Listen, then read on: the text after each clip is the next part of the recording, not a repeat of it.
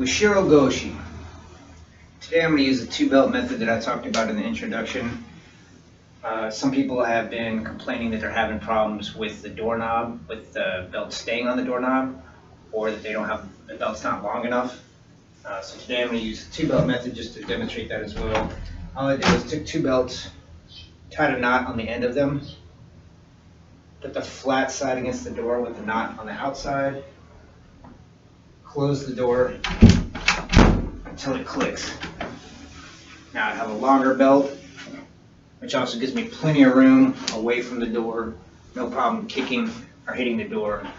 And it's not going to slip off the handles. Just make sure you give it a nice tug so that the door doesn't come popping open on you. Alright, what I'm going to do with this one, I'm going to take the belt, I'm going to stand all the way against the door, put my hands out as far as I can, take a big step. I'm going to pull the ropes, or pull the belts until they're taut. So I end up with my back flush against the door. I can take a big step and reach with my arms, and they're fully extended. That's the right length. For Ushiro Goshi, I'm going to take a big step and reach. My inside foot's going to draw a semicircle in and out behind the other person. And I'm going to draw a circle with my hips, coming under and back. From the side, it might not look like I'm moving. I'm not pushing my butt back. I'm not drawing a circle this way around my feet.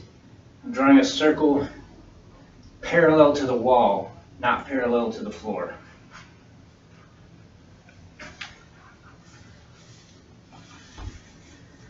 Big step, getting them off balance, stepping behind them just like Osotogari, but instead of sweeping, it's going to make a little semicircle behind their hips. And I'm going to draw a circle with my hips, in and out. See a lot of people on Ushiro Goshi trying to throw by turning like Ogoshi from the front. You can do that, but I don't think it's necessary. I also see a lot of people hurting their back, and they're leaving people way behind them as they're trying to turn because they're not getting enough kazush or getting the right positioning. All I really need to do is get behind the person. If they're off balance, I lift them up with my hip, and then I get out of the way and they fall. I don't really need to turn much. This is actually a pretty devastating fall if you had somebody do this to you, especially if they push down on you, but just coming in, lift you up, and let you drop straight down.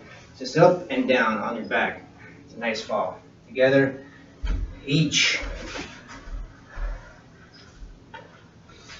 Knee.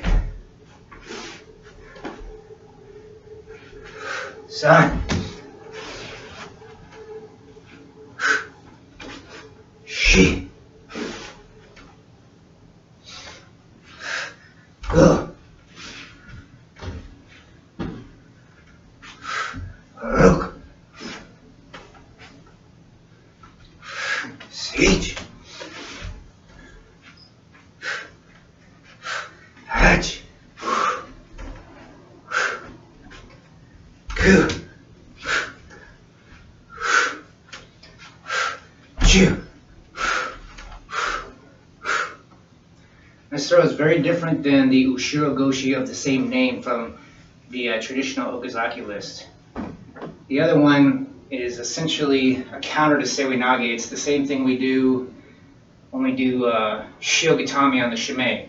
Someone tries to throw us, Seiwanage, they turn their back to us, we push out their hip, pull them backwards with the up, and drop them straight down. It's the same thing Keelahana does for their Ushiro Goshi. Someone comes in, it's a counter, and you drop them backwards. Ours is literally a behind hip throw, Ushiro Goshi.